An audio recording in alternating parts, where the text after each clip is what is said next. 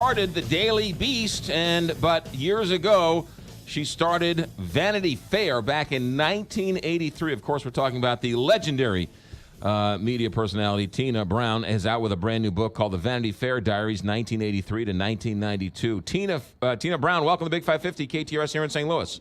Thank you so much. It's great to be here. I love the story. Tell the story, because I know I was listening to the same show. When you first arrived in New York to take over Vanity Fair, you listened to Dr. Ruth Westheimer on the radio? You know, the funny hysterical thing is that the diaries begin with me as this young woman, scarcely out of her 30s. I land at the airport to come in to take over the Vanity Fair magazine, and I'm bumping along in this taxi, and out of the radio in the front seat is coming the rasping voice of Dr. Ruth Westheimer talking about the most graphic sexual tips. And I'm thinking, what have I arrived at? Like, what? You know, this is not London. This is like crazy. I couldn't believe it. And I said to the taxi driver, like, what are you listening to? He said, oh, it's my show, Dr. Ruth Westheimer. She's great. She has a big following. And I thought, well, this is going to be a very different experience for this English girl, right? You know, coming into New York. Sunday nights in New York, Dr. Ruth Westheimer. It was must listen to. I didn't know that once you took over Vanity Fair, what was the big get, I guess, was Ronald and Nancy Reagan. That's right. I mean, for a year and a half, we really struggled because the magazine that I took over was really failing and flailing. I was the third editor in 9 months.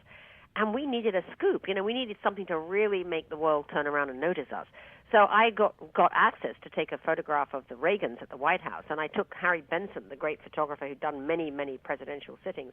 And brilliantly, Harry brought with him a boombox, which I can tell you dates me horribly, with a cassette of Frank Sinatra singing Nancy with the Laughing Face.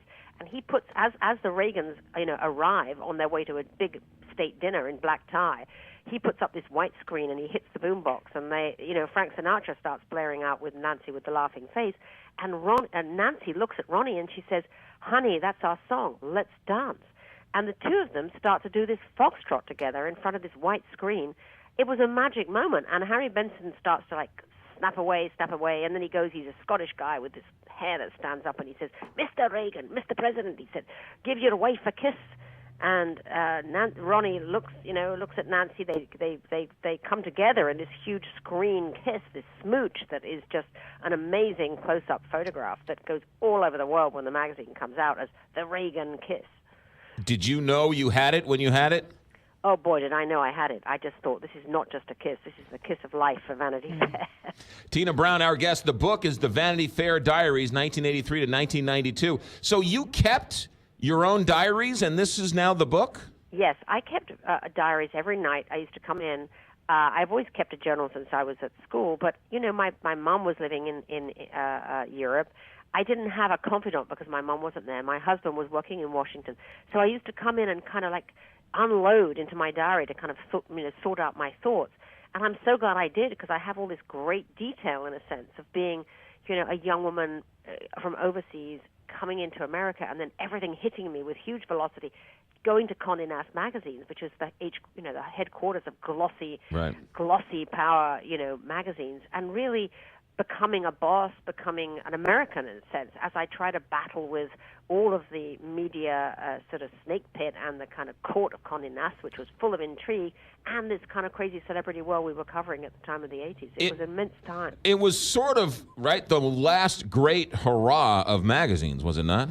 It was, yes, it really was. I mean, the 80s was a confident time when media was, affluent, and media was, magazines were powerful. If you were the editor of Time or Newsweek, you were like a demigod, And Vanity Fair was a big, glossy, magazine that had tremendous, power and support and funds.